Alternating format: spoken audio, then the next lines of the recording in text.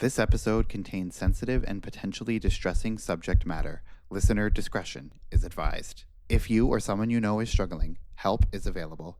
Go to findahelpline.com to access relevant services available in your country, or dial 988 for the 24/7 suicide hotline in Canada or the US. Please take care while listening.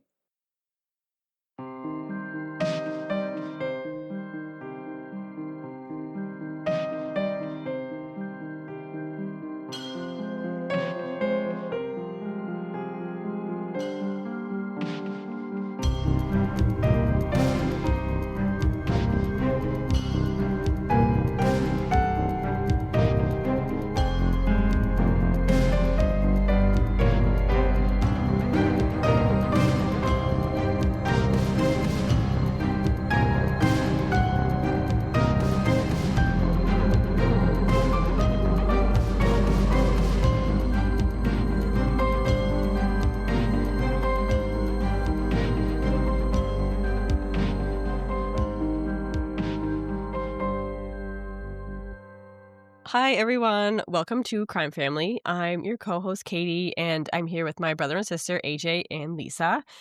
And we have another case for you today. So this is the case of Cindy James. And this one is, there's a lot to unpack here. There's a lot to go over. So I'm going to dive in pretty quickly. This one happened in Richmond, British Columbia, which is like close to home because I lived there for a few years. Lisa lived in Richmond as well. And Lisa still lives in the Vancouver area. So it's always just a little bit more like intriguing when you know the places they're like talking about and you can picture them in your mind because you've been there. So this is a little bit of background.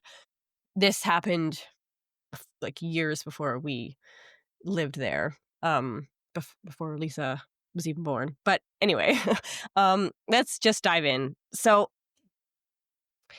this story takes place in Richmond, British Columbia, and it's just a normal day, just like any other day, I guess, in in Richmond.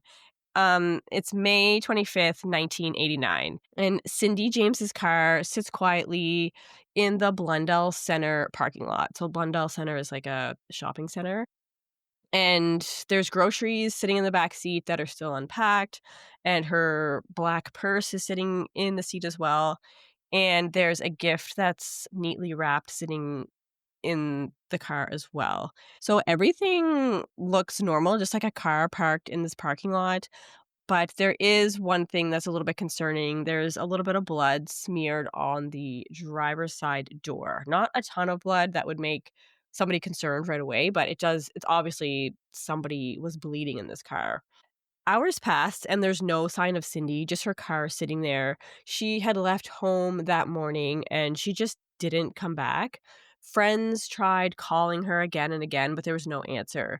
It didn't feel just like an oversight in her plans because Cindy was planning on meeting friends at her home that evening and she just wasn't there. And so by that evening on May 25th, Cindy was officially reported missing. And the Vancouver Police Department launched a search right away.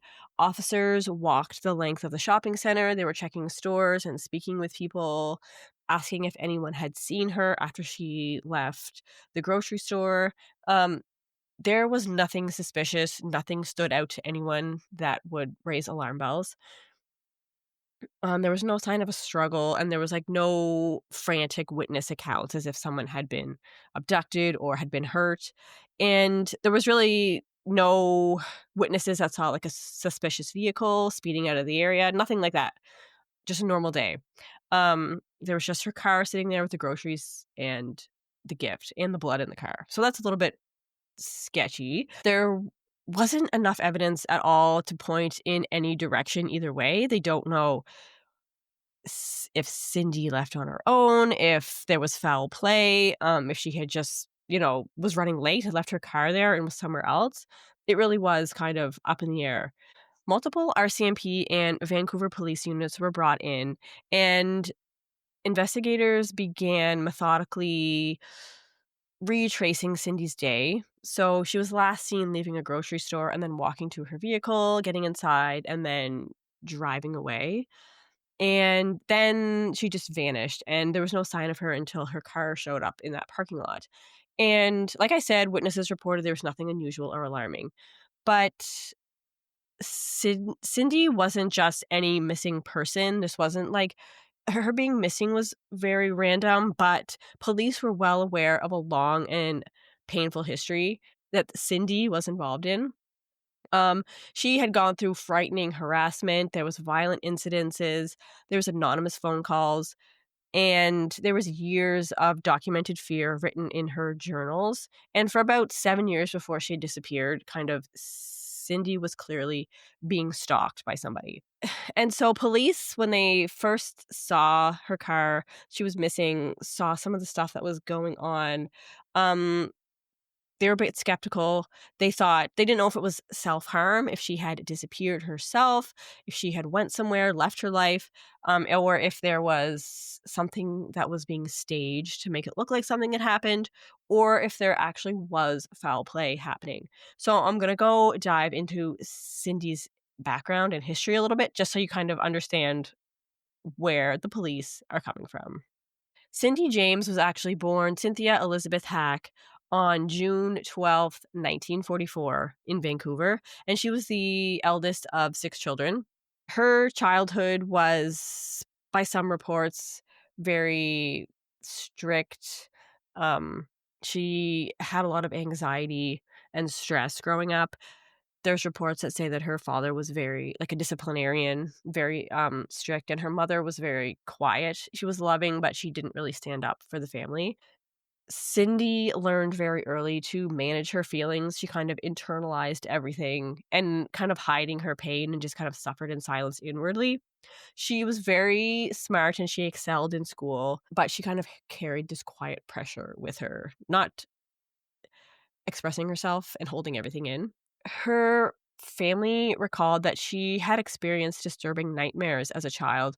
She would often wake up screaming, and these nightmares actually reportedly continued into adulthood. So by her teenage years, Cindy had become very dependable. She was responsible, high achieving, and she was constantly aware of the needs around her. And this kind of led to her career as a pediatric nurse. She was very devoted and loved children. She was employed as a pediatric nurse at Vancouver General Hospital, and then she later managed a place called Blenheim House, which was a residential center for children who were facing emotional and behavioral challenges. So, definitely like a stressful but probably very rewarding job.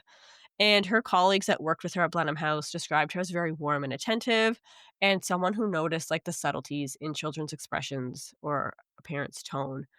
And like I said before, they also noticed that she kept her private struggles hidden.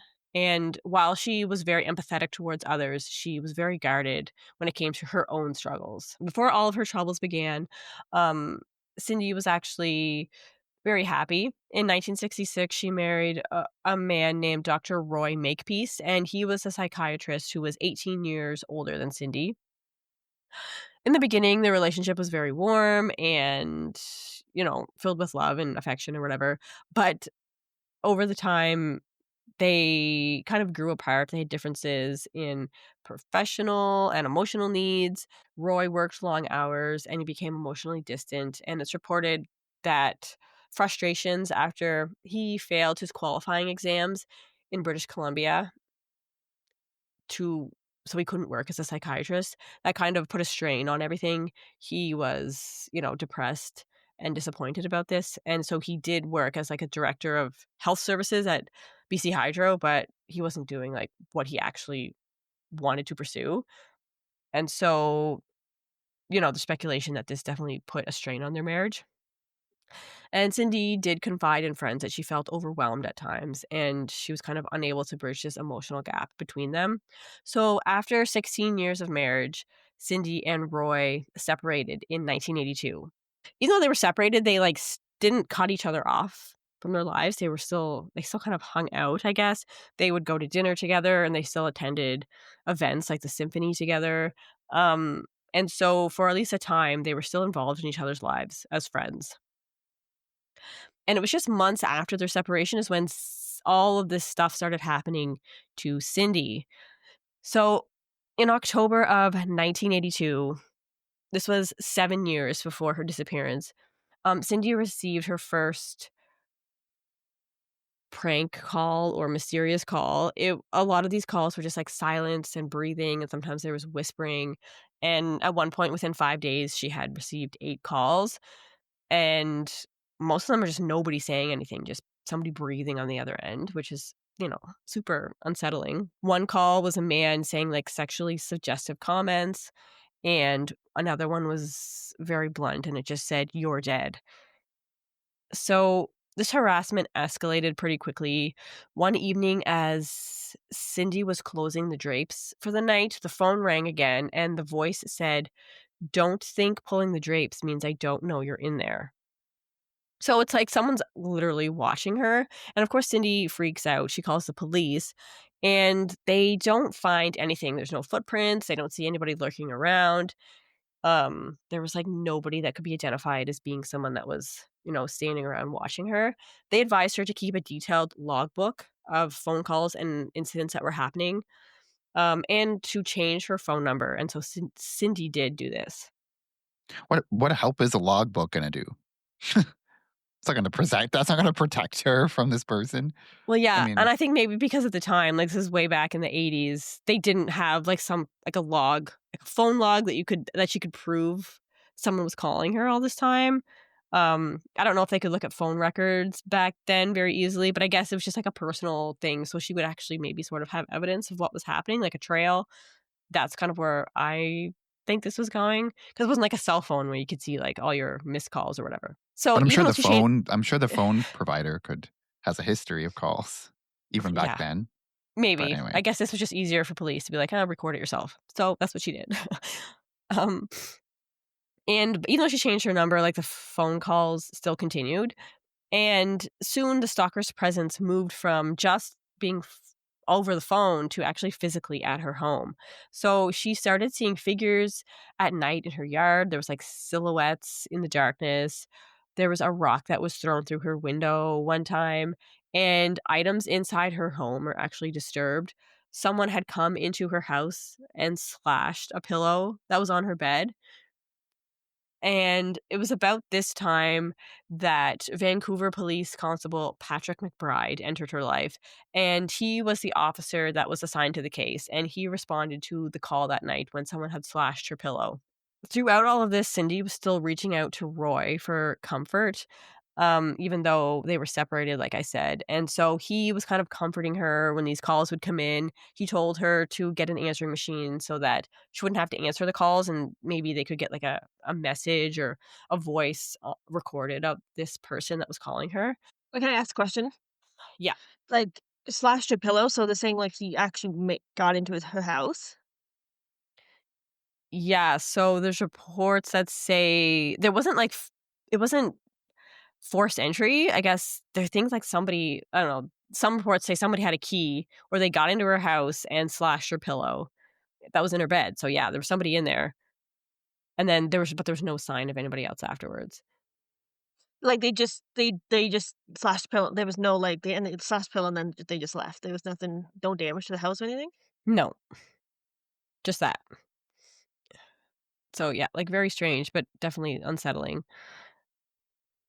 Um, and as I go through this, like there's a lot of like little differences in different sources of like with the timelines and like the dates and things that happened. So this is kind of just like what I pieced together, but there could be different variations. And just like slightly different ways that people are telling the story, but just trying to get the gist of it here. Just trying to show like the background of what was like happening with Cindy. So yeah, just backing up a little bit. Like I said, even though Roy and Cindy were separated, he was still involved in her life, and he came over that night that her pillow was slashed. And there's reports that he took the pillow with him when he left and threw it out. So there was really no possible way that they could get forensic evidence, even if they wanted to, on this pillow. Which is kind of like a sketchy. strange thing to do. Why Yeah, couldn't she just throw it out? it does seem really sketchy. Well, I think it's because he was leaving, and so he just took it with him. throw it out in some random garbage. I don't know. It wasn't just like in her garbage can. It was like he took it to throw it somewhere. Like, why? Why? First of all, why would she let him? Why would she ask him to do this? And why would he do it? Um, Strange. um, so within days of this event, Cindy's downstairs neighbors called police one time after hearing a suspicious commotion inside Cindy's apartment. They knew that she had left for work and that there shouldn't be anybody in her apartment. And so they called police. And this, again, Officer Constable Pat McBride was the officer that responded. And him and Cindy became pretty close friends, like, really fast. He helped Cindy install deadbolts on her doors to try and help ease her mind, and they grew very close very quickly. And it was only 2 weeks into the investigation, Pat McBride, who was recently separated from his wife, moved in with Cindy. And it was just a temporary thing because he was saying that he had just separated from his wife and he needed somewhere to stay for about a month before his apartment that he was going to be renting was ready. And so Cindy offered a room in her apartment. So professional. Yeah, I mean, he was going to rent a room there.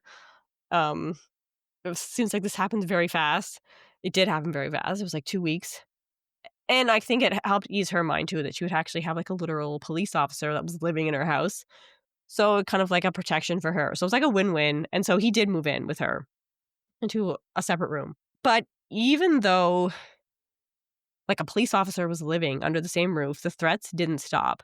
So 3 weeks after Pat McBride moved in, Cindy found a note on her car windshield at work, and it was like a classic note when you picture like a ransom note. It was like letters cut out of a magazine and pasted into words.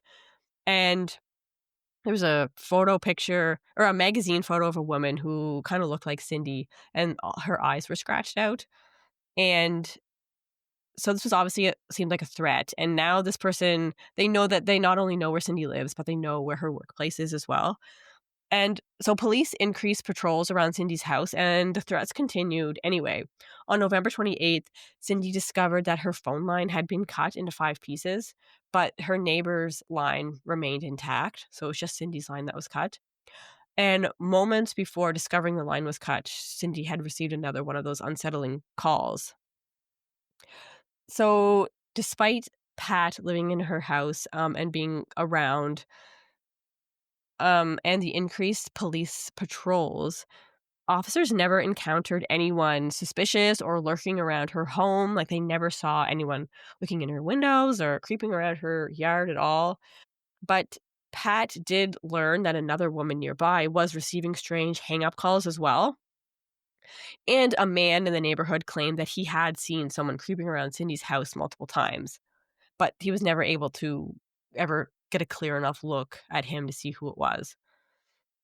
So, I mean, these things could be related. They could be just, random other things happening to other people, but not really sure what's going on still.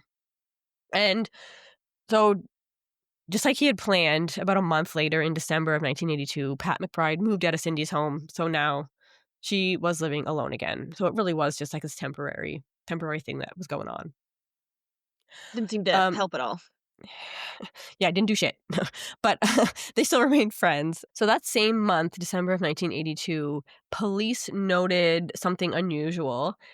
Roy, so Cindy's ex-husband, they saw his car circling around Cindy's block late one night, and they saw him turn into the laneway behind her house and switch off his headlights and just kind of sit there. And they confronted him, and he said he was just there to protect her. So I guess just watching her house. Um, Roy himself offered his own theories about what he thought was happening, and one of those theories was that Cindy may be being targeted by the mafia. And so he speculated that maybe one of the patients' families that Cindy worked with had criminal connections, and then he might be retaliating against Cindy. At Blenheim House, sometimes Cindy had to testify in court against families if there was like troubles going on in the family. So sometimes she had to go against parents testify against them in court. And a lot of, not a lot, but some parents had like troubled backgrounds of some of these patients that they had. And so it doesn't seem, so coworkers, I guess, acknowledged that it could be maybe like a disgruntled parent or father that was retaliating, and maybe not too far of a stretch to think that, oh, they could have mafia ties. I mean, this was Vancouver, so anything is possible.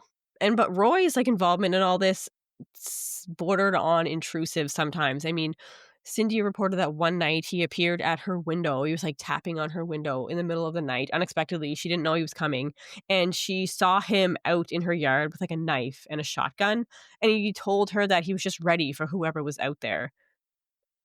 So it seems a bit much. He's the one lurking around. Maybe he's the one that people have seen, like, in the shadows. And so he was, claimed that he's just trying to protect her, and he urged her to move back in with him. And he became angry when she refused. So it kind of seems like he is maybe, more obsessed with her than she is for him. There's some reports that he, was still in love with her and she's the one that left him. And so he still has these feelings, trying to protect her, maybe going over the top a bit. If what if this is all true, the situation about him being outside, just kind of guarding her house. So all the while, all this is happening, the calls still aren't stopping. And so in January of 1983, when Pat McBride is over visiting Cindy, one of those strange calls comes through, and this time he's actually able to listen to it himself. Can't really tell what's going on. It's like mostly quiet, but it kind of sounds like a woman's voice echoing over like a public address system, kind of like at an airport. And police had installed a wiretap on Cindy's phone, but this person that made the call never stayed on the line long enough for them to be able to trace the calls. One time they kind of were able to trace a call a little bit, and it came back to somewhere in the Richmond area, which is where the Vancouver airport is, but that's kind of as close as they could ever get to a location. So still nothing definitive. There's no concrete evidence of like where or who this person is. So January 27th of 1983, Cindy was at home and she, I guess, she said she was just trying to distract herself by moving some old boxes into the garage. She was waiting for her friend Agnes to come over for the night because I guess Cindy had expressed that she was more anxious than usual. And Agnes had agreed to come over and stay to just kind of calm her nerves that night. So Agnes shows up at Cindy's home at around 9:30 p.m., but Cindy wasn't waiting inside for her, and it just felt very strange. The whole house was completely quiet. And then Agnes heard low moaning coming from outside, I guess, the kind of like the basement stairwell. And she followed it to the basement, and there at the bottom of the stairs, she found Cindy crumpled up on the floor, and she had a black nylon stocking wrapped around her neck, and her arms and legs were slashed, and Cindy was barely conscious. So Cindy told police later that she had gone into the garage and the light wasn't working, so she was just kind of standing there in the dark, and then a man suddenly appeared and approached her with a knife, and he told her that he would slash her face if she made a noise. And then she said she felt like a needle prick in her arm, and then very quickly everything kind of became heavy and she became weak and drowsy. And she said that the man tied a nylon stocking around her neck, cut her all up, and told her it will take a long time to die before he left. So this is like super scary, super unsettling. I'd be terrified. There's no evidence at all. There's no fingerprints, no footprints, no DNA in or around this area of anyone other than Cindy. And so when she's at the hospital, the doctors counted 14 cuts on her back, arms and shoulders and legs. Her neck clearly showed strangulation marks. So this nylon was very tightly wrapped around her neck, and her face was all bruised. And they actually did find a puncture mark on her right arm. So it looked like there had been a needle that was poked into her arm. But when questioned, Cindy couldn't recall very many details. All she could say that her attacker wore gloves and sneakers. And police immediately suspected Roy. So this was her ex-husband. But he had an alibi that night. He said he was working late and then he went out to dinner. And like I said, there was no evidence of anyone, no evidence of Roy. So he was never charged with anything. So around the same But wouldn't time, she have wouldn't she have like recognized Roy's voice if it was him? I mean, yeah, unless he was disguising his voice. I don't know. Yeah. Yeah, I mean, I guess you can disguise your voice, but like, that's I a don't good know. point. I don't She think never said she. anything about or even like the police officer that moved in with her for a short time, like, because I was also suspicious of him, but she would know their voices. So obviously they either disguised it or it's a random person, I guess. Yeah. I mean, it comes up later that Cindy eventually does think that Roy is responsible for these attacks and phone calls. That's what she says, but I don't know about this particular one. She doesn't I don't know if she points the finger at him directly right now anyway, but eventually she kinda does. So around this time, Cindy moves into another home nearby in the Vancouver area. And of course, there's speculation that she's trying to escape whoever is tormenting her. Maybe they don't know she moved and can't find her. And she also began seeing a doctor who prescribes her anti-anxiety and sleeping medication because Cindy had confided in them that she didn't think she would ever feel safe again. So obviously she was always anxious. Her nerves were always on edge because of what was happening to her, which I don't blame her. I'd be terrified too. Just those phone calls alone would be enough to put me over the edge, I think.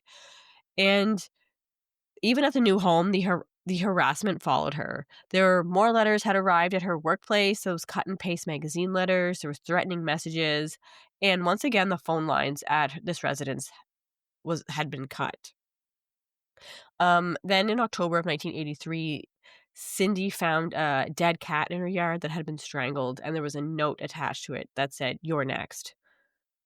So this is getting out of hand. Like, keep the animals out of it. Why do you gotta go strangle a cat to send a message? Like, get a life. Serial killer behavior, killing animals. Yeah, definitely. Like, no regard for anything, especially innocent animals. That's the worst kind of person. So they are thinking, like, they're all every time something happens, they go to Roy and like question him. They like heavy suspect Roy, and like I said, Cindy also kind of names him in some of these attacks that she thinks it might be him as well. But, like, why would he do that? Too scared enough to move for him to move back in for her to move back in with him or something? Yeah, I Like, is think that the motive they're thinking of? I don't know. Like police, I think eventually kind of move away from him, but yeah, I didn't see anything that like described like why Roy would be the one doing this. Maybe to get back at her. Yeah, maybe to scare her enough for her to come back to him. I don't know. And there's people are saying throughout this, like, why keep tormenting her? Like, if you wanted her dead, like, you had multiple chances. Like, why are you just like fucking around? So it just seems like, yeah, someone is definitely just trying to like make her go crazy. Also, the timeline is suspicious because you said it happens right after the divorce, right? Like a month after they got Yeah, that's divorced. when So it all started. that was like a red flag for me. Like, well, that's weird. Um, but yeah, I guess it still doesn't know like the motive. Like, yeah, like you said, if he wanted to kill her, he could have just done that. And you said it was still amicable, right? Like they were still in each other's lives after. Because I was thinking like, oh, maybe he wants to still be in her life in some sick way, but he was in her Yeah, like life. in the beginning, yeah, like she would still call him. He would come over and comfort her, and they would still like go out to dinner and things. So they were still So friends. why'd they get divorced again? Um, I think it was I think Cindy was the one that wanted the separation. I think it was just because they they just kind of had drifted apart. Like their interests were different. He worked a lot. She kind of needed more connection and involvement in his life than he was giving. Um, things like that. He was also 18 years older, so I think maybe just their lifestyles were just kind of changing at different paces. And so, like I said, the police were never able to get any evidence off any of the items that Cindy found in her home, like none of the notes.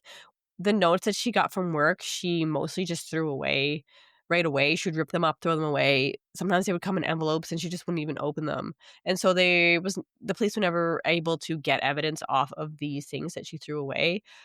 Even the notes that were at her home, um, Never any fingerprints, DNA. The cat that was found, there's nothing ever found on that poor kitty cat. Never any evidence, like, in her home of strange DNA. So who's ever doing this is, like, either super lucky or super meticulous and, like, knows what they're doing. But because of this, it just felt like to Cindy that the police really weren't taking it seriously because they couldn't find any suspects. They couldn't move anything. They couldn't move the investigation forward because they had nothing to go on. And so Cindy was kind of resenting the fact that she felt they weren't doing anything or taking it seriously. So in November, Cindy hired a private investigator named Ozzy Caban.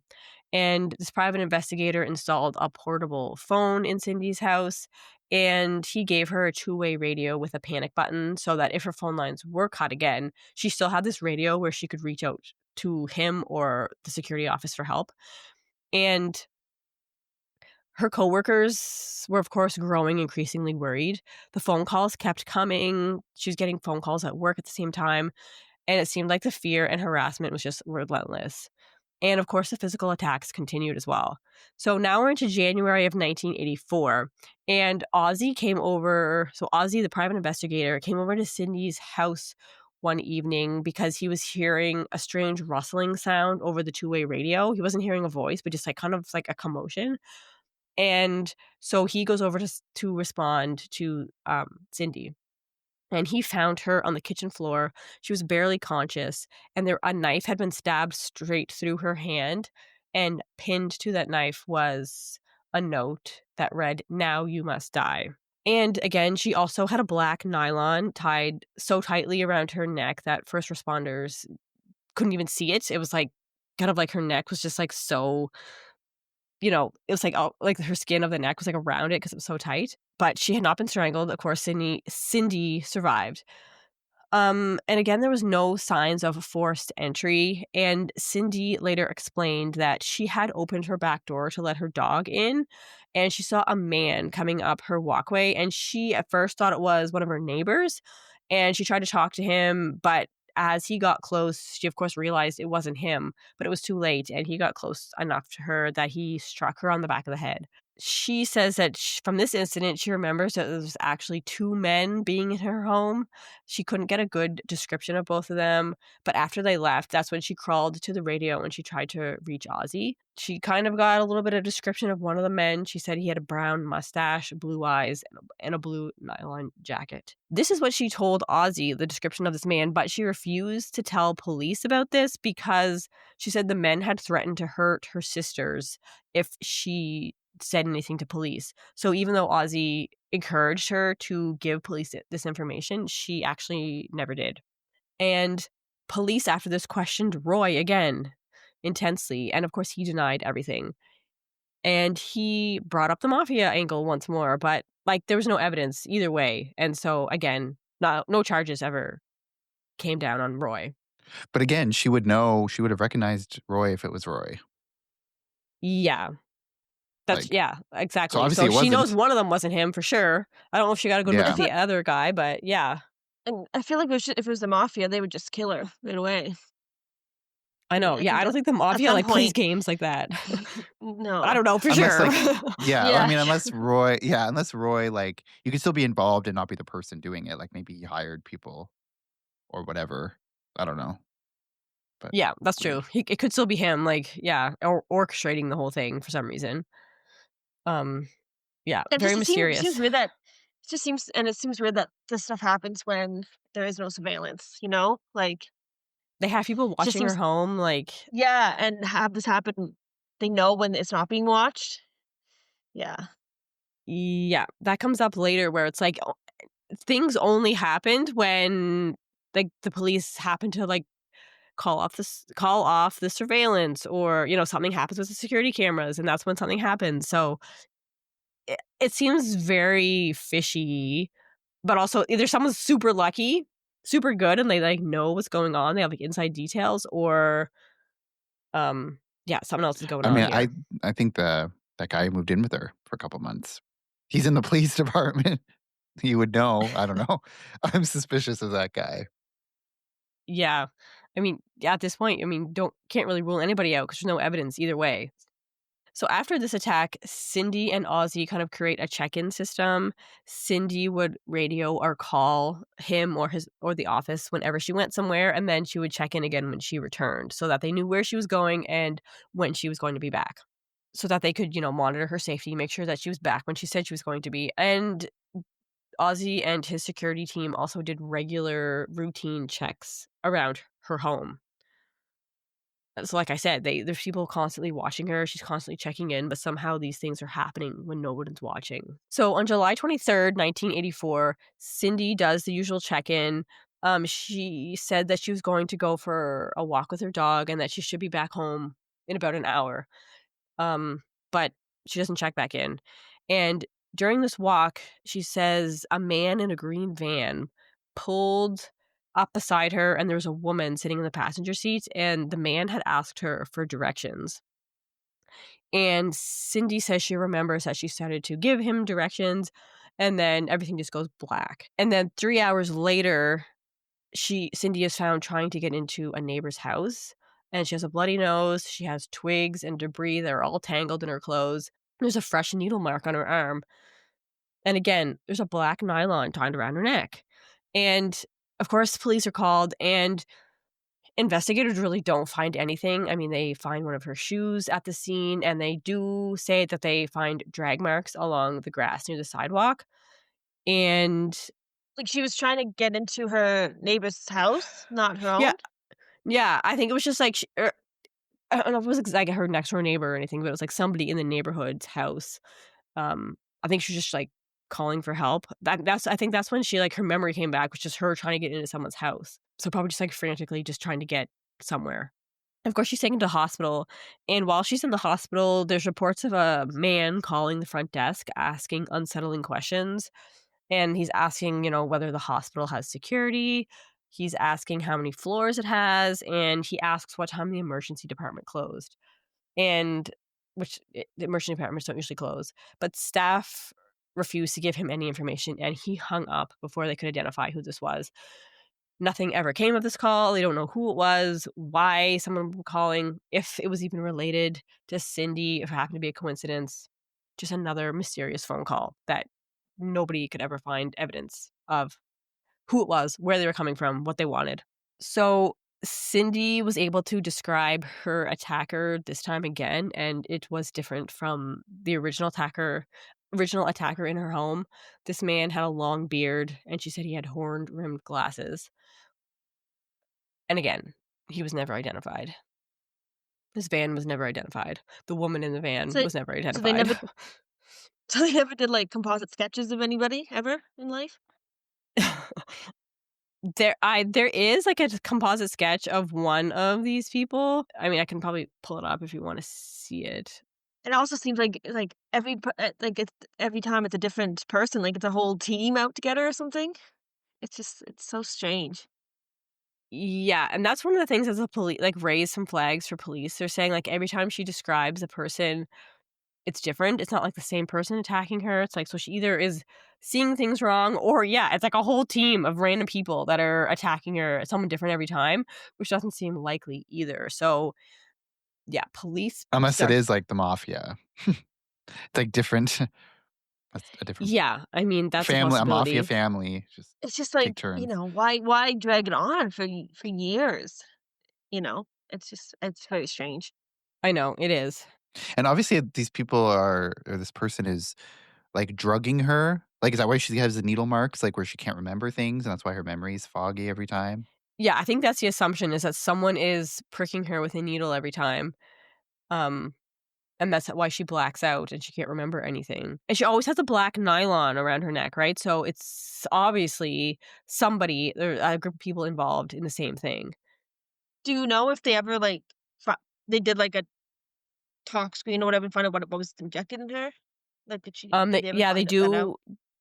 they do a talk screen, but like she's also taking like anti-anxiety and like sleeping pills. So all this stuff mixed together, they find like a lot of diazepams in her system. It could be some mixture of what she's taking plus what other people are giving her. Just like a concoction of things. So it's hard to get like a real answer for that. Something that's gonna make her pass out really quickly though, apparently. So, of course, Cindy is becoming frustrated and exhausted, and she's kind of losing hope in the police response because, like I said, every time she says anything, describes people, they never come up with a viable suspect. And the emotional toll is really starting to show physically on Cindy. She has dark circles under her eyes, and she has lost a lot of weight. She just looks very, like, frail.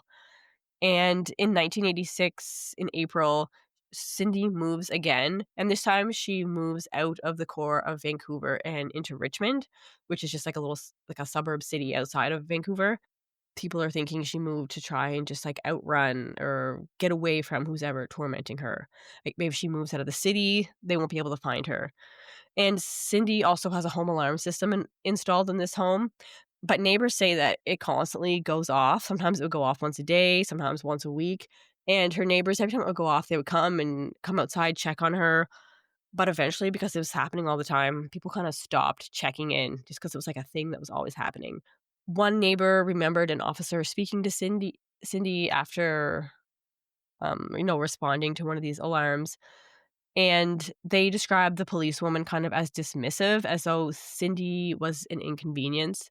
It was like this was happening all the time. They were showing up all the time. And so it was kind of like an annoyance to the police that here they were again because of this alarm that kept going off for no reason. They never found anybody, nobody lurking around, nobody strange, like no signs of anyone trying to get in. And it was just like, what the fuck, here we are again, kind of thing. And then on April 16th, 1986, Cindy's close friend Agnes and Tom, they decide to stay the night at Cindy's after kind of a night of playing cards and just chatting.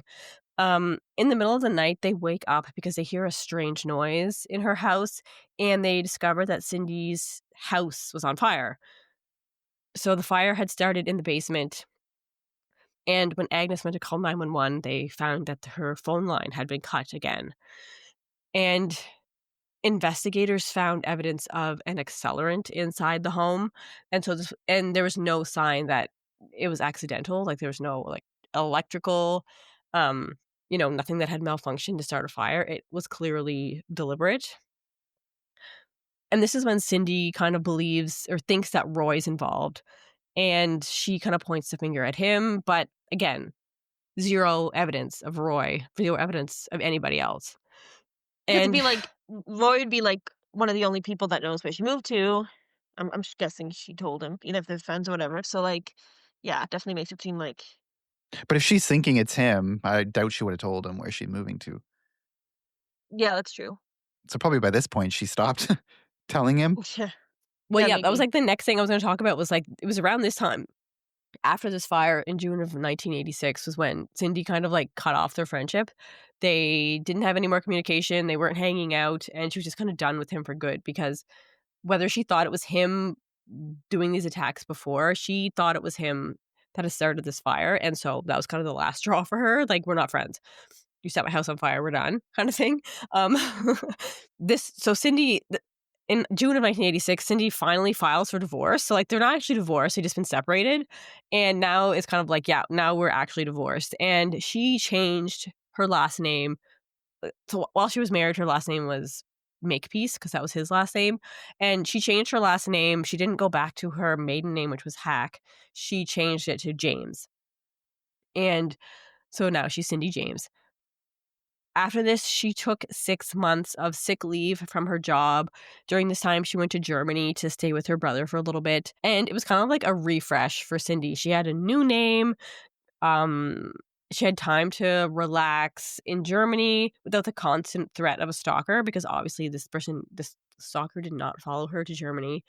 And so she was able to relax a little bit, had some time off work, and yeah, kind of like just a rest and a respite from what she was going through. So after that 6-month sick leave, she decides to return back to work. But she got some devastating news once she went back to Blenheim House because she was told to resign when she got back. They felt that her ongoing ordeal, the mental strain, everything she was going through was affecting her performance at work. And she just couldn't keep up with the demand of the job anymore. And so they gave her a large severance, and that was it. They did help her kind of get her credentials back so she could be a nurse. And she did get a job at the hospital again as a nurse. And with this new job, of course, this resulted in her having to return back to shift work. And of course, that even for someone that doesn't have anxiety and sleeping issues, this affects like your sleeping pattern, I'm sure. And so this affected her sleeping even more, and it got increasingly more difficult for her to sleep. And so the reliance on her medication increased. She began seeing a psychiatrist who encouraged her to keep a journal of her experiences, her emotions, her thoughts, what was happening. And in that journal, Cindy expressed how exhausted she just was from living in fear.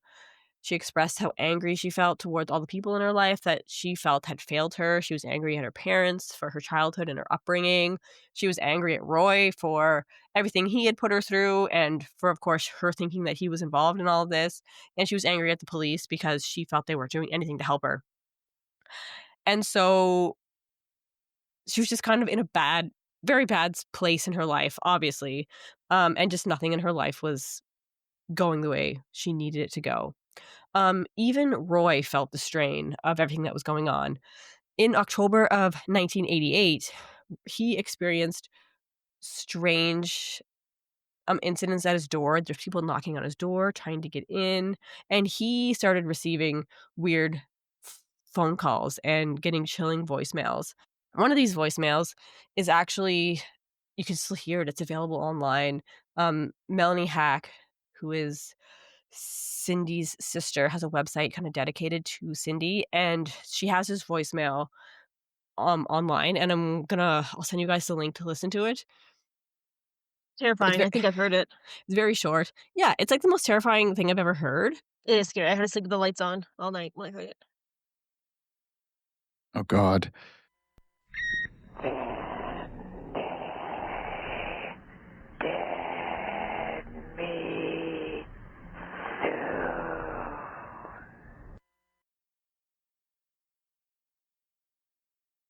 Okay, What the hell? thoughts on this?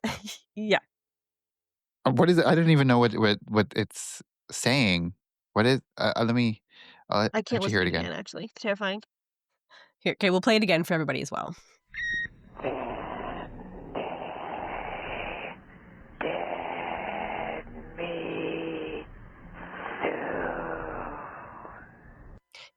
So they figure out that it's actually saying Cindy, dead meat soon. Creepy, the creepiest like voice ever. Like, yeah, definitely like nightmare material. That's terrifying. Yeah, and this came onto Roy's voicemail, and he, kind of had the wherewithal to like, keep this, and he actually submitted these voicemail tapes in court later, which I'll get into. But yeah, so clearly something's going on. It's like now people are reaching out to people in Cindy's lives and harassing them as well. So it's like, what the fuck is happening? So when you listen to that, like, who, I don't know. To me, Roy thinks that this is the person that's been stalking Cindy, obviously, like the guy that's been attacking her. To me, it totally sounds like a woman. I don't know. What do you guys think? Yeah, I mean, I always just thought it was a woman Yeah, right when off I the listened bat, to I'm like, it. that's a woman. Yeah, Really? totally. Oh, you didn't I get never. that? No. I mean, it just sounds like someone disguising their voice, so it could be a man or a woman. I don't know. Oh, okay. I instantly thought it was a woman, but yeah, there's different Yeah, so did Weird. opinions I. different opinions about Yeah. that. Yeah, okay. I'm glad I'm not the only one. It's terrifying. It is. Can you imagine getting that on your voicemail? Like, God. Even It is that one absolutely incident terrifying. alone would be enough for me to be like anxious and not be able to function properly. I can't imagine Oh, going yeah. through everything that she's going through and still like Yeah. being able to, Yeah. go through life. I just Obviously I go she's to gy struggling, right? She's taking medication, she Yeah. can't sleep, she's lost her job. Like, yeah, things Oh, are God. going downhill fast. Yeah. So, kind of continuing on here with Cindy's ordeal, later in October, as Cindy was returning home from work, she was attacked in the garage by two men in ski masks and a knife. Again, she was injected with something and threatened to be killed as she tried to fight them off. It took a couple hours for whatever reason, it took a couple hours for the silent alarm to register at the security office. And when someone finally did show up, they found Cindy unconscious in the front seat of her car, kind of like her legs were out the side of the car, and she was sitting in the front seat, or the driver's side. Her hands had been tied behind her back, and there was a black nylon also tied around her neck. Her nose was bloody, and she had duct tape around her mouth. Cindy, of course, was rushed to the hospital. She was placed in the ICU. She was in bad shape, and she actually fell into a coma that night. Police investigated, and this time they found 4 cigarette butts around Cindy's, I'm not sure if it was her car or just, like, around her house, and they also found a tissue with a small amount of blood on it around in the same area. So, they have found some things, but they can't for sure link it to, "Oh, this was someone that had attacked Cindy." So, I guess it might have just been, like, outside her house, maybe around the neighborhood. They found these cigarette butts. So, again, they just still can't point to anybody. Whether there's DNA on them or not, they don't know. I couldn't find any evidence of saying, "Yeah, this is whose cigarettes these were."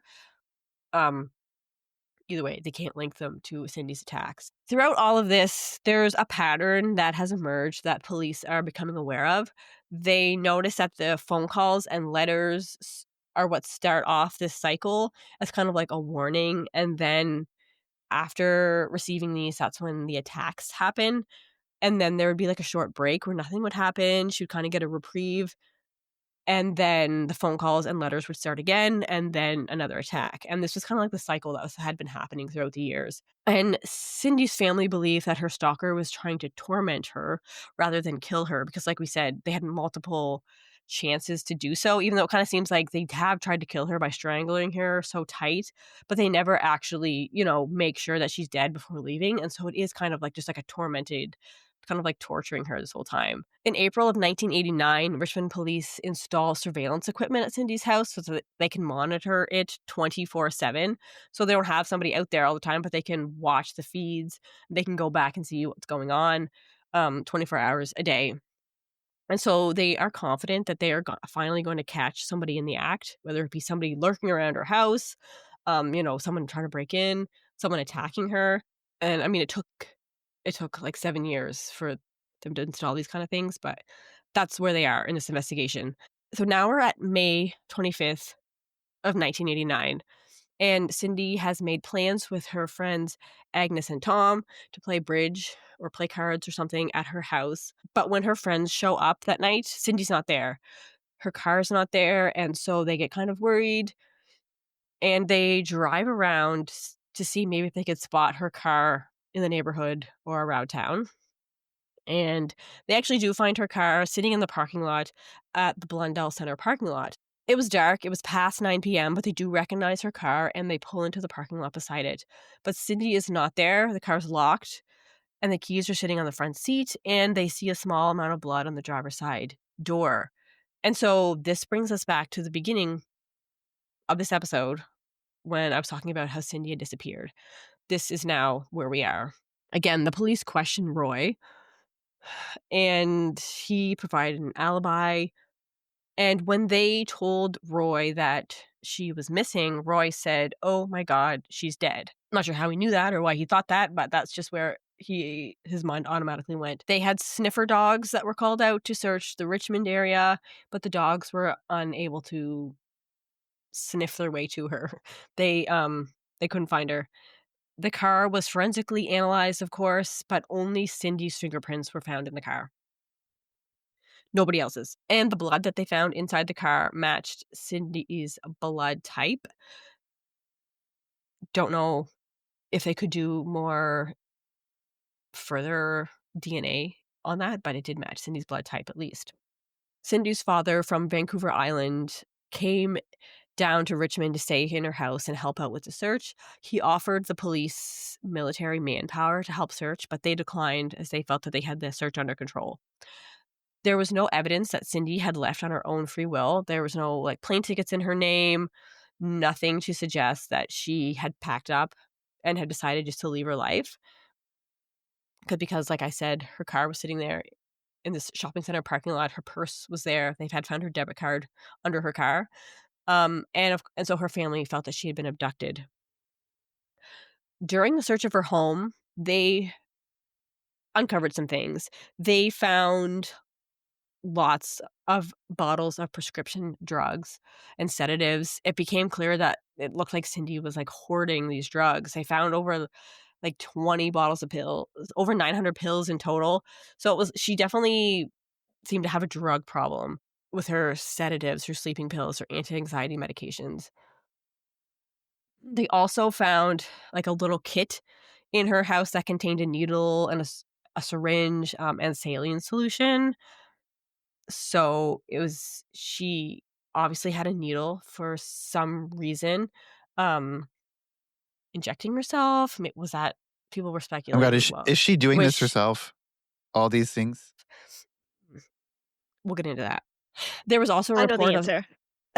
yeah, Lisa knows this case a little, but, um, there was also reports of someone calling the insurance company asking about Cindy's life insurance policy. They claimed that they were Cindy's father, but he denied ever making that call. Of course, this caller was never identified. Nothing was ever released to some random person, but, it's just like, "Who are you? Why are you calling?" And nobody ever found out.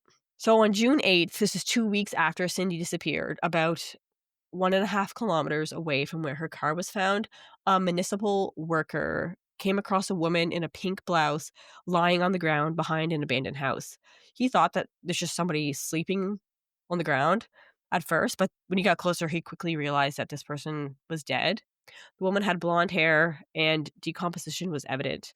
She had her wrists and ankles tied behind her like a hog tie style, and around her throat was a black nylon stocking, and they did confirm that the body was Cindy. And it was obvious that she had been there for probably the whole 2 weeks that she had been missing. People living in the It's area, just of like course. the smell, like, phew, I couldn't think they just couldn't smell it until then. It's just I Wait, it where just was the must body smell found again? god awful. It was found in a yard of an abandoned house.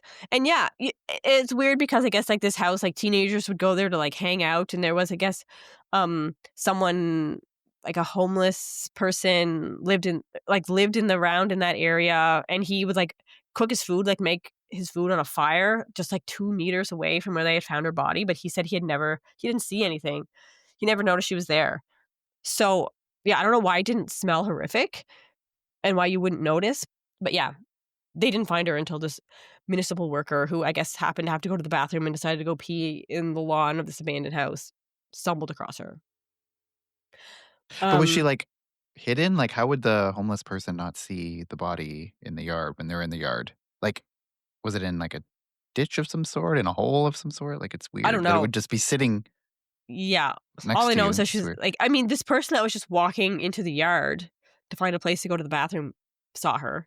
She had a pink blouse on, like a bright pink blouse. I don't know. I don't know. I It's can't weird. remember um, if it was, like, in a it was close to other, because I know in Richmond, like, houses are literally right next to each other. So, was there no it wasn't in an area where there wasn't many people around. I just feel like maybe a neighbor would have It could spotted have been. It could something, have I been one of those feel. ones where there's like I don't know, A there could have been high like a fence or fence something. fence around the whole property. Yeah. Yeah, and you can't see it unless you're in the yard kind of thing. People in Richmond love the fences. Yep, they really do. Um, so yeah, it's just strange that it took 2 weeks for people in the neighborhood to find her. And it wasn't even like a resident, it was just someone working. So just very strange. And people who lived in the area like reported that they didn't see or notice anything out of the ordinary within the 2 weeks that Cindy had missing. Like they never saw a struggle, they never heard anyone like getting dumped in a yard, someone getting strangled and killed. No one heard or saw anything. There was no evidence that Cindy had ever gone into that abandoned house, which I said was became like a hangout for local teenagers. She had blood on her blouse, but there was no injuries to her skin underneath, so it was like blood that had been transferred from somewhere else. An autopsy revealed that she actually did not die of strangulation, and the toxicology test revealed that she had 8 different types of drugs in her system, including diazepams and morphine, and her cause of death was determined to be a drug overdose. At that time, her manner of death was ruled a suicide. Even though she had she was hogtied, like her ankles and her hands were tied behind her. She had this nylon wrapped around her neck. Um, Yeah, you can't hog tie yourself. Can you? Yeah. I mean, No. her family was like, "What the hell? Like, there's no way that she would do that. There's no way she could do that." And they were determined to, like, get to the bottom of this. There was over 100 reports to the police within the past 7 years that Cindy had filed of harassment and letters and phone calls and hospitalizations. Despite all that, they still ruled it a suicide. And there had actually been 3 different fires at Cindy's house that had been reported, and multiple cats had been found on her property over the years dead. But yeah, in the end, they were like, "Yep, this is a suicide." As time went on, people started to think, like you had alluded to earlier, AJ, that Cindy may have been behind all of this. Like, what was happening to her, like, was her own doing, which seems like a little bit crazy to me. Maybe, like, even if it was her, I feel like there definitely had to been somebody on the outside, maybe at the same time, like a coincidence, doing the same thing, because there was calls like that Pat McBride had heard a random call that she had gotten while Cindy was with him in the house. So if that's true, obviously somebody else had called her. Um, and some of the things that made the police and people think that Cindy was doing this to herself is because only Cindy's fingerprints were ever found on the letters and notes. Only her fingerprints were ever found inside her car, inside her house, inside any of the crime scenes. Was always just her. There was no witnesses ever, despite hundreds of incidences. People, like I said, had like seen people lurking around, but you could never actually tie them to an incident. Like, there just happened to be a person there. Don't know who it was. So it could have been coincidence. Some of the letters, I guess, they did find like partial handwriting matches to Cindy on some of the notes that she claimed that had been given to her. They seem to conclude that a lot of the attacks happened to coincide with personal stressors. So whenever there was a time in her life that something was outside was happening that stressed Cindy out more than usual, that's when something would happen. There would be an attack when she was stressed out the most, which was was very coincidental. And RCMP experts stated that those knots that had been tied behind, like Cindy's hands and feet, while very difficult to do on your own, they could have been tied by Cindy herself. And they opened up like an inquest about Cindy's death because her family insisted that there's no way this was a suicide. And so there was court proceedings, there was a jury, because they had to decide whether they thought this was a homicide, whether they thought it was a suicide, or whether they thought it was an accident where maybe Cindy had staged it again and then had died in the process but didn't actually mean to die. And so that was the decision a jury had to make. So it just seems like a very like unique situation where there's nobody on trial. It's just like, let's just figure out what happened here. Police and other people came forward to testify in this court hearing. One officer who testified about the first attack where Cindy was found at the bottom of those basement stairs, he said that there were some discrepancies in Cindy's story. So like I said, she said that she tried to turn the light on in the garage and it didn't work. So she was just kind of standing there in the dark. But when he went to go check that out, he said that the light was actually working perfectly fine. He turned it on and off okay.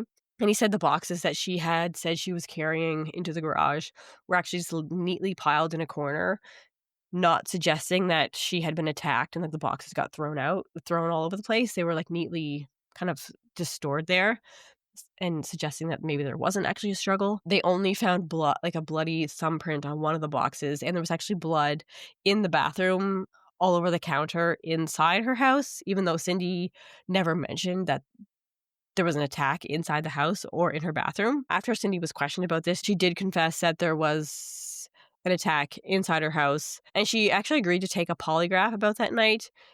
When she was asked if she staged the attacks herself and tied the black nylon around her own neck, she said no, but the polygraph determined that she had been deceptive. She took another polygraph, kind of a follow-up to this, and it was the same outcome, that she was being deceptive. And it was pointed out that Cindy was very nervous and she was like emotional and would break down whenever she had to kind of recount these events that night. And so people speculate that this could have been a factor in those results. She was already emotional, distraught, anxious, and so just the results were skewed because of how she just was feeling. And yeah, and when she was pressed further about this, she did say that, like I said, the attack did start inside her house and not in the garage like she had first claimed. I don't know why she would not share that little detail, but I guess it's like, why is this person in her house to start with? And why wouldn't she mention that? And if he was in her house, she could have got a better look because it wasn't a dark garage. Anyway, these are the kind of things that, like, were raising flags all along to police right from the very beginning, that something just maybe wasn't right about this whole situation. And also, on the night that Ozzy had found Cindy on the floor with that knife through her hand, the investigator testified that it looked like an attempt to that someone had cleaned up some blood and that Cindy's door was actually locked and Ozzy had to break it down when he got in there. They thought that this was strange because who would go through all that effort to attack Cindy and then try and clean up and then lock the door and just quietly leave? They thought that was, inconsistent with an urgent attack kind of thing. And on the night of one of the fires, police noticed that there was no signs of forced entry. The basement window that could have been the only way that someone could have got in without forcing their way in was super dusty. Like, the sill was full of dust and cobwebs, and that was undisturbed when they went to look at it. And so it was very unlikely that someone could have come and gone out that window without disturbing it. Someone had suggested that someone could have, like, lit some paper on fire and threw it in the house through that window, and that's how the fire started. But investigators determined that the fire was lit in 6 different places inside the house, and it couldn't have been started from paper that was thrown in through the window. And a female officer that questioned Cindy after that fire said that it seemed like Cindy was just acting and she was not being truthful about how the fire started. She suspected that Cindy had started the fire herself, even though Cindy would never admit it. So this police officer kind of was getting that vibe from Cindy that she wasn't being honest at all about what was happening and just pretending that these things were happening to her. And so that night that Tom and Agnes had stayed at her house when there was a fire, police recall that even though it had started in the middle of the night, they noticed that Cindy's bed appeared to have not been slept in, and they concluded that she must not have gone to bed at all that night. And so they thought she was probably up and had started the fire herself. The fire that night started on a bookshelf or a shelf that contained all the memories of her and Roy's marriage. And so they thought this was a sign that it was Cindy that had started it, to kind of, like, just as like a symbol to destroy all of that. Roy doesn't agree with this because he said once he got outside that night, he did see, like, a strange man kind of running down the street afterwards. This could have been anybody, someone that saw the fire and was running home to call police or something. Of course, they never identified who this guy was. Nobody got a good look at him. Was he really there? And so, yeah, like I was saying, authorities come to the conclusion that Cindy has fabricated this entire thing. They think she's fabricated the harassment. She's done the notes herself. She's attacked herself. She's hurt herself. She's tied herself up. And of course, her family feels like this is completely ridiculous. Like, there's no way that Cindy would or could do any of this to herself. So one thing that I didn't mention during all this was that obviously, before her death, Cindy was put into a psychiatric hospital for a little bit, and while she was in there, she went under hypnosis because she was trying to remember the details of some of her attacks. And while she was under hypnosis, this memory that she had been suppressing was brought up that terrified her. She said she remembers one time that her and Roy were out on his boat, and she recalls taking a nap. And when she woke up, she found that Roy wasn't there. And when she goes looking for him, she hears a woman screaming in a nearby cabin. She goes in and she finds Roy in there with 2 dead bodies and with a weapon. He said that he had murdered them, and then later he proceeds to dismember them and get rid of the bodies. And he threatens Cindy that if she ever says anything about it, that he's obviously going to hurt her too. Cindy did tell police this after her hypnotherapy session, and they, I guess, do take it seriously. They do try to find this cabin that she's talking about. They go to the same area, never able to find anything. Now, in court, Roy, of course, testifies. He says that this never happened. It's a lie. She's either manifesting things that didn't happen, she's lying about it, or, something's going on mentally where she's just kind of losing it. And apparently Cindy's sister was also there the day on the boat, and she doesn't recall any of this ever happening either. So, yeah, definitely something going on with Cindy mentally. Throughout all this, Cindy had admitted that Roy was sometimes violent towards her when they were married. She had said that he had pushed her down the stairs. He had given her black eyes multiple times. She claimed that, he was violent. And she also said that she needed reconstructive breast surgery after one of his very brutal attacks. And Roy denied all of this, and he said that she did have breast augmentation, but that was an elective surgery that she had decided to do because she wanted it for herself. And that's the reason why she did it, not because he had attacked her. In the beginning, Roy did believe that Cindy was being harassed by someone, but as time went on, he became more and more skeptical. There were just little things that kept adding up. Like there was some incidences where she would actually ask him to throw away evidence. Like I guess there was like some lamps that had been smashed outside on her walkway when they came home one time, and he said they should keep them to show the police, but she insisted that they get rid of the glass and throw it away before the police got there. That slashed pillow was another example. She had asked him to throw it away. Like she insisted that he take it with him and throw it out. It's like, why? If you think someone's attacking you, why not keep that kind of thing? Also, Roy recalls that early on in the relationship, Cindy had read him a letter that he said that her mother had written to her, saying that she didn't think that Cindy should marry Roy. He just wasn't good for her. Just all this stuff, like a very angry, nasty letter. And then when Roy told her that she needed to confront her mother about this, Cindy admitted that she actually had written the letter herself and just made that up. So kind of very early on, you can see like this evidence of Cindy fabricating things to make herself, I don't know, look like a victim, make things worse than they actually are. So I wonder if Roy ever mentioned right away to the police that he suspected it was Cindy. I wonder if yeah, he that's ever like a meant. good point. I didn't like that never came up where Roy was like, yeah, it's probably her doing it to herself because she's done this before. Um, I feel like it could have been like case closed right away, but that didn't happen. Roy, like I said, he was a psychiatrist, and he thought that Cindy had dissociative identity disorder, which is used to be multiple personality disorder. And of course, he states that her mental health was suffering and that her care from all the multiple doctors she had was inadequate. He thinks that the black nylons that were being used by Cindy to strangle herself was actually a symbol of sexual assault that she had endured while she was a child. The recording on Roy's machine that we played was played at the inquest, and the police thought that it was Cindy James on those tapes. So they thought it was a woman, and the tapes were actually analyzed by professional voice linguistics who had samples of Cindy's voice during police interviews, and they concluded that there was obvious similarities between the voicemails and Cindy's known samples of her voice, but they couldn't be 100% certain just because she was obviously disguising her voice. It was a very short sample, so it could have been Cindy. The police thought it was. Cindy's family still thinks it's a male voice on those tapes. There's no way that they think it was Cindy. So, on the days leading up to Cindy's disappearance, witnesses say that she appeared to be in really good spirits. She was dressed really nicely. She had gone to get her makeup done. She was just very happy and bubbly, more so than she had been in a while.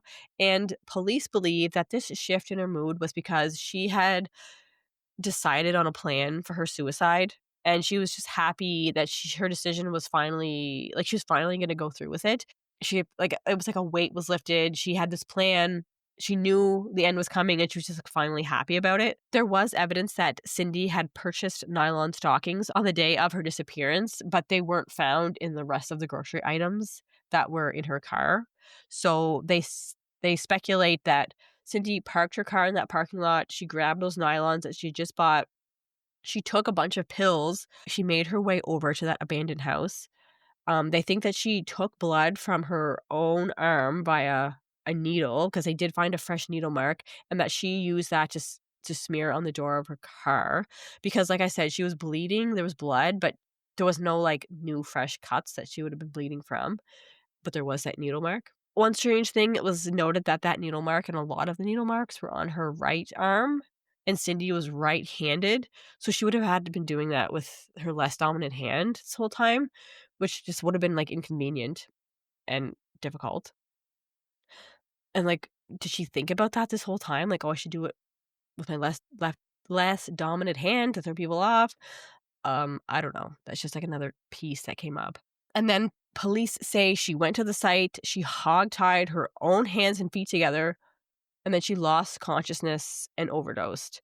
So they believe this was a suicide. Like I said, some people speculated that they thought that this was just a fabricated attack, and that she didn't mean to die, but she overdosed, took too many pills or whatever, couldn't get out of the situation and died as a result. And like AJ said before, like it seems impossible that you can hog tie yourself like that, but during that inquest in court, they did have professionals testify that while it is like very difficult to do, it's not an impossible thing to tie yourself like that.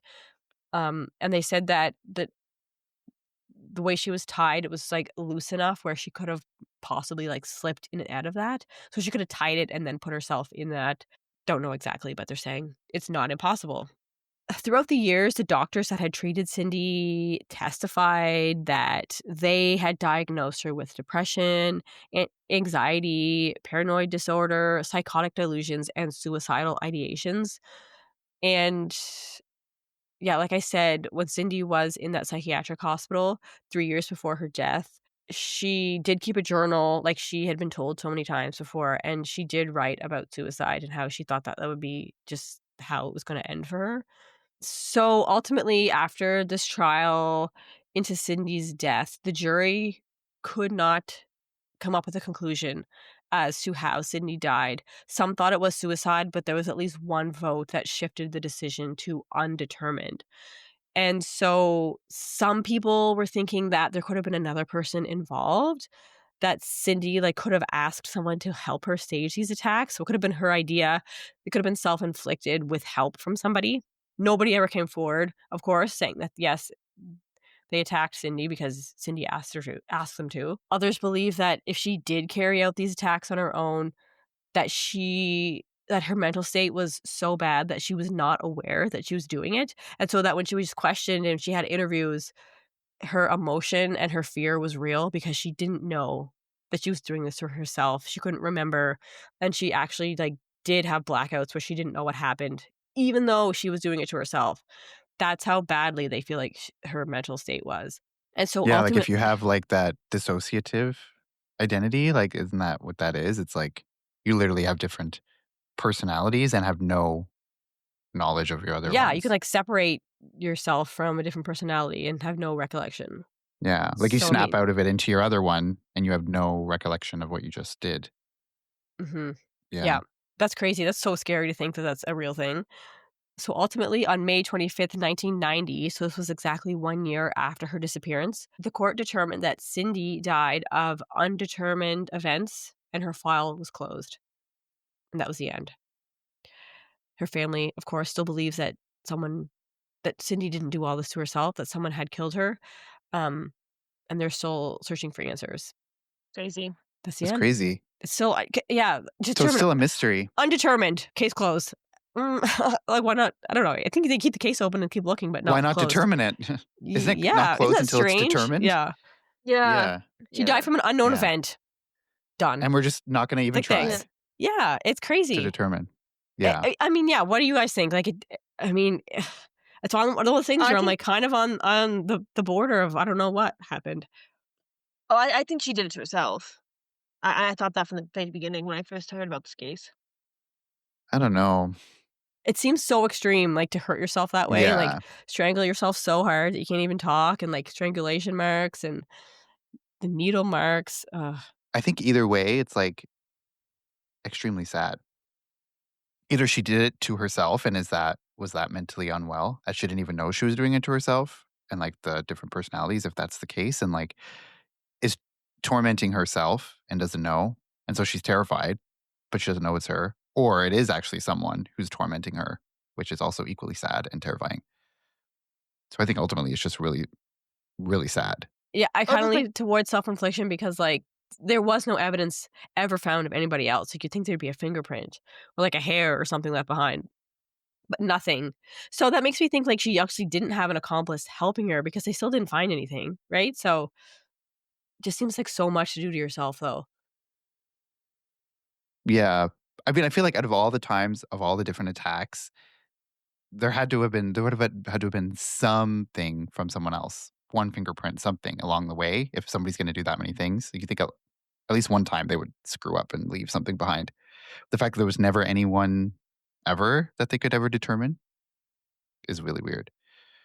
And the whole like thing, like the whole like you described, I think the needle marks, like the day like her body was found, like the needle mark and that she bought nylon, but it wasn't in the car with the other stuff. Like to me, that's really like compelling for maybe she did it to herself, but then I really feel like it's impossible to hog tie yourself. I still think that's an impossible thing to do, but I'm not an expert, I guess. Like those experts said you could. I guess it'd be impossible for me, I guess. Maybe certain Yeah. people can do that, but Well, I I would think they never were be able saying, like, to. you could tie the knot yourself, like, just right here in front of you and it's loose enough that you could just, like, slip it on that way. Like, that's what they said, like, that's how loose it was, which is still very weird. Um, but yeah, but the fact that she had, like, that many drugs in her system and she overdosed makes me think, like, it was intentional because she was a nurse. She obviously knew the dose that was safe, but I guess if you're Yeah. that anxious, that, mentally unwell, maybe not thinking about that. I don't know. I'm just wondering about, like, the phone call that she received when that weird police guy was still living with her. Like did he actually see her, like, I don't know, did he actually see her take the call, or was she upstairs and the phone happened to ring? It was her, but he didn't know. And, like, he Yeah. left a message was left. It was really her upstairs leaving the But you message. also but you also couldn't call yourself back then.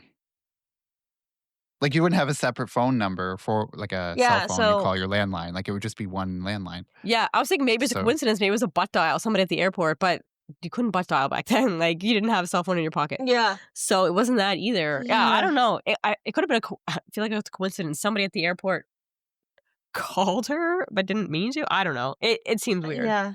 like, maybe she was like, maybe there was a period of time when she was actually getting not stalked to that level, but maybe that she was getting weird calls, like, that Mhm. was completely separate, and, like, in her mental state, she, like, exacerbated it, and, like, then it turned into this whole thing, and then she became more I don't know, and then, And like, it's just so like that person happened to witness the time when it was actually Yeah, when it real. was actually real.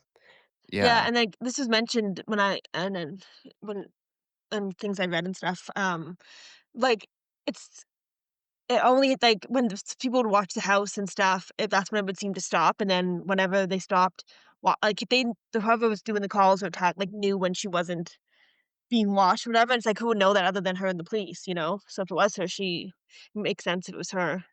I thought some people thought maybe it was someone in the police force that was doing it because they knew exactly what was going Yeah. on with surveillance-wise, but she would also know that better than anyone too, right? So and also, like, not staying on the phone long enough to trace, like, the police would know that, and also the police would probably tell her about that, so she would know that when she made the calls, you know? Like, how long to stay on the phone for and stuff.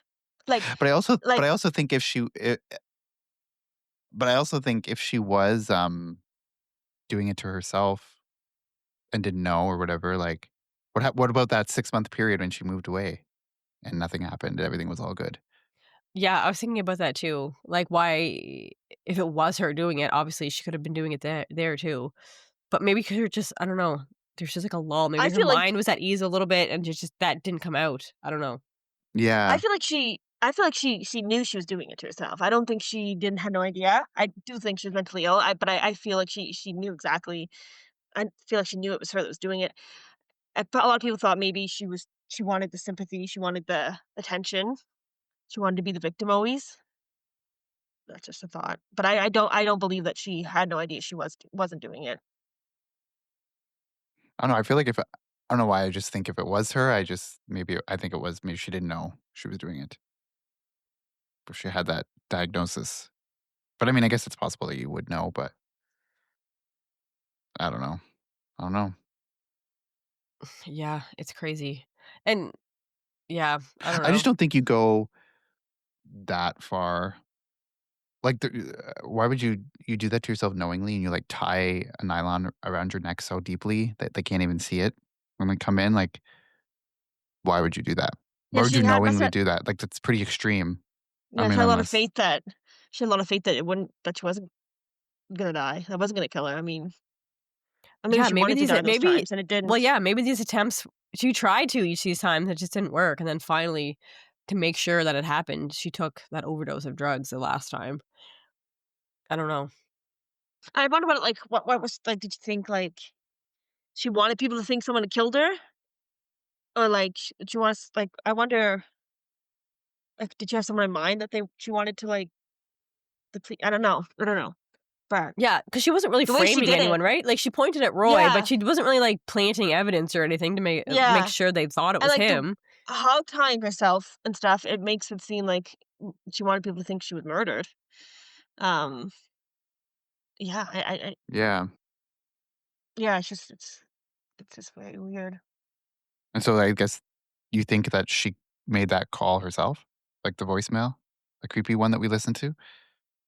I think that's her. I do. I definitely feel like it's a female, so I feel like it is her. That's what as soon as I heard it, I'm like, "That's Cindy." Even though I've never heard her voice, but Really? yeah, I Yeah, did. yeah, I yeah. didn't even I think it was a woman when I first heard it. I just I thought, I picture her mean, Mhm. voice like that. Yeah, Yeah. crazy. that's so creepy, yeah. But either way, I mean, I feel really bad because because like you said, her family's adamant that it wasn't her, that there's someone, there's still someone out there who was doing this to her and got away with it. So I'd feel bad if I'm like, 100%, I think she did it to herself, whatever. Like, I don't know, I'm on the fence. It could be someone who's just really good at leaving no evidence and is just a creepy loser doing this. I don't know. Yeah, I mean, it could also be both. Someone could be, like, stalking and harassing her, but then she could have been the one attacking herself, or the other way around, like, someone could be attacking her, but she was, harassing herself. That seems unlikely, but it's also weird that, like, she didn't shift into that attack mode while there's other people around. Like, no one ever saw her do it to herself, obviously. Like, she was aware enough to not do it when other people were there. Like if it was uncontrollable, like if it was her, she had multiple personalities, like she wouldn't have control over that necessarily. Like when she switches Yeah, and it just happened to be when no one was around. yeah, yeah. Yeah, I don't know. But I feel really bad because I feel obviously like she obviously had mental health issues either way, I think. Um, Yeah, for sure. She I had, don't like, a know. lot of And maybe trauma this growing drove her up and crazy though. Yeah, a lot of trauma. yeah. But like I think even if maybe if it was someone else drove her insane, the torment over that many Yeah, years. yeah, like you said, maybe it did start out as somebody else, and then it just, like, kind of drove her over the edge, and she continued on, took it over the top. Yeah, I don't know. Yeah. It's And also that suppressed memory of Roy who like yeah, dismembered people. I know. I'm That's like, did weird. she make that up completely, or did she actually think it happened? And, like, it's like, that's another mystery, like, nobody knows if that was total just, like, her saying random stuff, or she actually believed it and thought it was a And real then memory. her sister and then her sister being like, like, doesn't remember it. It didn't Yeah, like her sister was there, but yeah. said that never happened, so, yeah, I don't know. But Like, why would yeah, the sister cover up for Roy if it did happen, you know? yeah, I don't know. exactly. It It's seems like an weird. extreme thing to happen, and then just, like, forget about it and not say anything. And for him to, like, do that once and never I don't know. It's crazy. And was there ever, like, a report of 2 women, like, of 2 people went missing from that cabin at that around that time? Like, No, and did the they ever police could look never into that? find a cabin. Like, I think it was yeah. Yeah. I think it was, like, Vancouver Island or something like that, like, then that area where they had their Mm, boat, but they could never mm, find anything that matched that description or yeah, so yeah. it's crazy. So I doubt it happened then. I mean, it happened in that way because I feel like there would be someone would be looking for those 2 people if there was 2 Yeah, was there But ever she did any, that like, under evidence of that at that but she did time? that Like, under no. hypnosis, right? Like she Yeah, said this under hypnosis. yeah. So I feel Mhm. like if you're under hypnosis, like are you lying under hypnosis? Like I feel most times people are just like saying like I don't they're I don't not know if I under believe in control of hypnosis, their own. Shannon. That's what I mean, like, was she actually Yeah. hypnotized? Was she Yeah. pretending and, Right. like, said this or, Yeah, like yeah. or was she, like, Like, slightly that was her under the I don't know. I don't know. like, that was her in. That was her that was her in to point to Roy, like, Yeah, it was the throw him under the plan, like, bus. now the next step, yeah, is she's gonna say that she had this memory that was repressed. But it's also also such an extreme thing, like, it's not related to what's happening to her, it's something else that happened not related. Like, wha if she wanted to, like, frame him, why not say, "Oh, I remember him being there that night, and, like, he said this and, like, took this," like, you know what I mean? "He came over to my house, we Yeah. talked, and then he attacked me," like, that's not what she said. It What was, a like, this wild extreme event. yeah. And, like, What a wild story to say. don't make up a memory where there's another person there that could be like that wasn't true. Yeah, Like, make it exactly. a memory where it's just you and him. Yeah, yeah. That's That's why I believe it. yeah, that's why I Because why believe that would you maybe make she that actually up? believed what was happening to her and didn't know it was her that was doing it. It's a possibility, for sure. It's one of those ones where it's like, just when you think you're convinced one way, there's like something that like proves the opposite or doesn't prove it, but goes towards the opposite Yeah. theory. So I don't know. That's really that's crazy. Yeah, it's a What weird a one. weird It's what a so wild weird. turn of events. I wasn't sure where this was going, like, early on. I'm like, "Roy," and then I was like, "No, definitely that police officer that moved Yeah. in with her randomly. Yeah. Like, he's I up know, to no good." I'm usually But so good at, like, predicting the craziest twists, but I didn't when I first heard about this episode, I didn't even think that. I know, 'Cause, same. like, I was like, "Holy it's such frig." extreme yeah, it's, like, such extreme things that she would do to herself that made it ho you wouldn't expect it was her. I know, like, yeah, tying like, it's really putting sad. duct tape on your own mouth and, like, getting your own nose bloody, tying your arms up, needle marks, like, slash marks. It's crazy. So she had needles, like, she had needles in her house that clean Yeah. needles that hadn't been used, so she was injecting herself. Yeah, it's a I possibility don't for know. sure. Yeah, yeah, Yeah. Yeah, and she yeah, was I like a don't know. nurse, right? So she would Yeah. know how to, like, do that, and Mhm. Yep. yeah, that's Crazy. weird. I don't know. I feel like I said, I think it's really, I don't know, it's super sad, well, creepy. Mhm. Like, that Yeah, voicemail is gonna haunt me, I think. Oh, yeah. yeah, Um, Well, can you imagine your mental state to, like, do that, but, like, yeah, and leave then a you don't voicemail like know, that? Yeah. and you really truly think someone is out to get you, and it's just you. Yeah, it's terrifying. Mhm. It is. yeah, super creepy. So I guess it's an unsolved, right? They admitted it's unsolved, Yeah, undetermined, it's undetermined event. That's how she died, and that's the but it's fucking not end. like but it's not an open case either. No, they closed it. Unsolved, but we're not gonna try. Yeah, I feel like the police are convinced that it was a suicide, and so, like, it's just undetermined, but, like, suicide's good enough for them. 'Cause it seems like it might be anyway, like, it does kinda seem like that, but I don't know. Yeah, it's one of those things where I don't think we're ever gonna know, like, there's no way to know because she's not here to tell us, and even if she was here, she probably doesn't know herself. So, crazy. Wow, that's crazy. I'm gonna go down the rabbit hole on this one probably. Look it up later. Yeah. That's weird. Yeah, it's a very weird one. Very weird. Oh, yeah, But I feel maybe it was bad. somebody maybe she did have I feel a bad for her stalker. either Yeah, way. I know. I Oh, yeah, do. for sure. Like, either she like, if either she did know, like, if she did know she was doing it to herself, like, imagine being so, like, clearly she had mental health issue, like, what's that, like, Munchausen, where you hurt yourself Yeah, Yeah. for attention, but, like, that's a mental illness. yeah. So imagine being, like, so mentally ill that you're doing that to yourself to that extreme. Like, imagine Mhm. you drove yourself to this craziness, and you had no idea it was you that was making you go Yeah, insane. Well, yeah, and yeah. yeah, it probably, like she thought something was happening. Nobody believed her, but she knew something was happening, but it was actually her, so there's no Yeah. proof it was anybody. Everyone's like, "You're making it up," and yeah. I wonder if the cops ever had sat her down and said, we think it's you," and what she would have Yeah. done. Maybe she That would have, like mm, yeah, I don't know if they ever said that to her, that they think it's I from the know. sounds of it, they didn't Well, and on the mention that I to don't you know podcast, if at the they all. cops I don't know if the cops would ever say that to you, though. Like, if they suspect it might be you, but I don't think they would ever tell you that. well, I mean, that polygraph test, they asked her if it was her. "Did you do this to yourself?" And she said no, but they found out she was lying.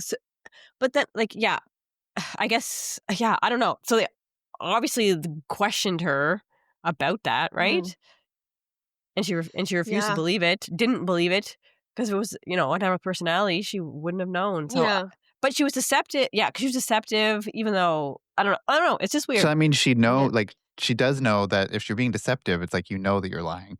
Yeah, like you're Like, actually it well, wouldn't come up deceptive if you actually believe you're telling the truth. mm-mm. But maybe it would if you're like, I don't know. That's weird. Also, And then she polygraphs went aren't accurate anyway, though, so yeah, Yeah, you yeah. can't rely on Mm. that. So Yeah. Wow. very weird.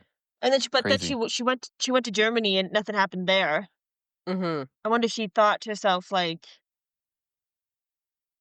I don't know. I wanna know what she was like, I just wish I knew her thought process, like, when she went away to Germany and there was no calls at all, budget in a cell phone maybe, but if it was her doing it to herself, she just stopped doing it to herself for those That's what I mean, yeah. how long was she in Germany for again? I don't Like, know, a she was month? I don't know, she was off for 6 months, like, sick leave, but I don't think she was in Oh. Germany that whole time. I'm not sure Oh, how long she okay. was there. Yeah. Hmm. Yeah, weird. Sad and weird. And we'll probably never know. So, Yep, it's another one where we'll just never know. Crazy. because even if it was someone doing it to her, that person's got to be like 80 years old by now, 85 Yep, years because this old or happened a more. while ago, yeah, so everyone involved Yeah. is, yep, gonna be gone soon, so Yeah. Sad. So that does it for this week's episode. We hope you enjoyed listening to us discuss the Cindy James case. You can follow us on all the social medias. So just Crime Family Podcast on Instagram, Facebook, TikTok. You can also email us, crimefamilypodcast@gmail.com, if you have any case suggestions or feedback on this case, theories, or you just want to, tell us what you think of the podcast. That does it for this week. We'll be back next week with a brand new episode and case. And until then, take care. Bye. Bye. bye.